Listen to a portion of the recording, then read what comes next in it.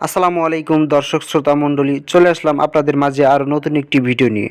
বন্ধুরা, এই ভিডিওতে আমি দেখাবো কিভাবে গাভী গরু হিটে আনতে হয়, কোন কাজটি করলে কোন খাবার খাওয়ালে গাভী গরু হিটে আসবে, এ টু জেড যাবতীয় তথ্য এই ভিডিওতে তুলে ধরা হয়েছে। বন্ধুরা, আপনাদের কাছে একটি রিকোয়েস্ট, যারা এখনও আমাদের এই চ্যানেলটিকে সাবস্ক্রাইব করেননি তারা এখন এই চ্যানেলটিকে সাবস্ক্রাইব করে দিন আর পাশে রাখা বেল আইকনটি অন করে দিন, যাতে করে এরকম নিত্য নতুন তথ্যবহুল গুরুত্বপূর্ণ ভিডিও সবার আগে আপনার কাছে পৌঁছে যায় আর আপনি সেই ভিডিও থেকে উপকৃত হতে পারেন। বন্ধুরা, তাহলে শুরু করছি আজকের এই মূল ভিডিও।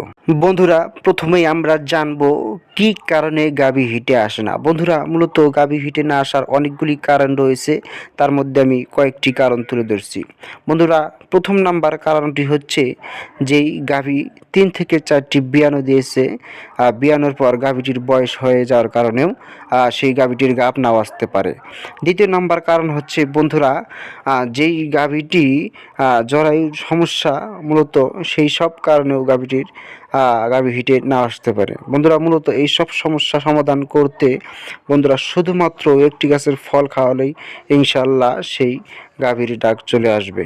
বন্ধুরা, স্ক্রিনের মধ্যে দেখতে পাচ্ছেন একটি গাছ, মূলত এই গাছের ফল যেটা মাটির ভিতরে হয়, সেইটা গাভীকে খাওয়ালেই ইনশাল্লাহ গাভী হিটে চলে আসবে। বন্ধুরা, এই গাছটি মূলত একটি হলো আলু গাছ। এই গাছটিকে আমাদের গ্রামের ভাষায় এই গাছটিকে শিমলা আলুর গাছ বলে। বন্ধুরা, গাছটির গোড়ায় থেকে আলুটি বাহির করে এটি হলো ঔষধি একটি আলু গাছ।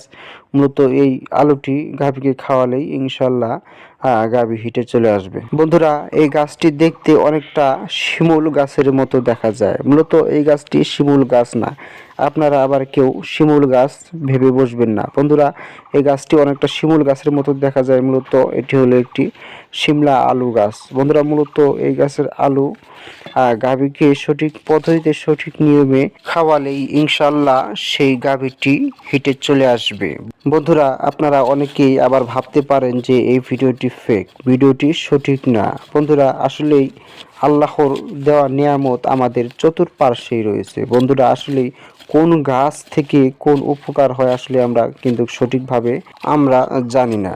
বন্ধুরা, আমরা জানি না বিধায় সেই গাছটি থেকে আমরা কোনো উপকার লাভ করতে পারি না। বন্ধুরা, এই আলুর যে এত ধারণ ক্ষমতা, আসলেই সেটি ব্যবহার না করলে কিছুতেই বোঝা সম্ভব না।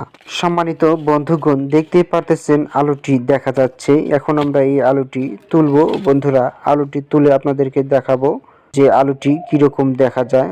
বন্ধুরা, দেখতেই পারতেছেন এই যে আলু, এই আলুটি দেখতে অনেকটা মিষ্টি আলুর মতো দেখা যায়। বন্ধুরা, এটি হলো শিমলা আলু। মূলত এই আলু দিয়েই গাভীর চিকিৎসা করা হয়। বন্ধুরা, এই আলুটি এখন আমরা ধুয়ে নিব।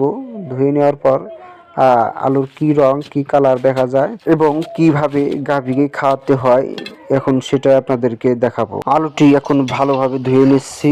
বন্ধুরা, আলুটি ধুয়ে নেওয়া হয়ে গেছে। সম্মানিত বন্ধুগণ, আলুটি দেখতে অনেকটা মিষ্টি আলুর মতো দেখা যায়। আলুর কালার উপরের চোষাটা লাল কালারের এবং ভিতরে সাদা। আলুটা খেতেও খুব সুন্দর সুস্বাদু। বন্ধুরা, মূলত এই আলুটি গাভীকে সিদ্ধ করে 3 থেকে 4 দিন কিংবা 1 সপ্তাহের মতো যদি গাভীকে সকাল থেকে সন্ধ্যায় খাওয়ানো হয়, ইনশাল্লাহ আশা করা যাবে সেই গাভীটি হিটে চলে আসবে।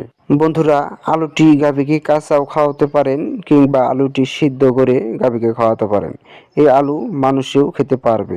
সম্মানিত বন্ধুগণ, মূলত এই চিকিৎসাটি হলো একটি কবিরাজি চিকিৎসা। বন্ধুরা, আপনারা এরকম ভাবে যদি গাভীকে খাওয়াতে পারেন, ইনশাল্লাহ গাভী 3 থেকে 4 দিন কিংবা 7 দিন যদি খাওয়াতে পারেন, ইনশাল্লাহ গাভী হিটে চলে আসবে। আর হ্যাঁ, বরাবরের মতো আমি একটি কথা সকল ভিডিওতে বলে থাকি, বন্ধুরা অবশ্যই গাভীকে খাওয়ানোর পূর্বে অবশ্যই একজন ভালো পশু চিকিৎসকের পরামর্শ নেবেন।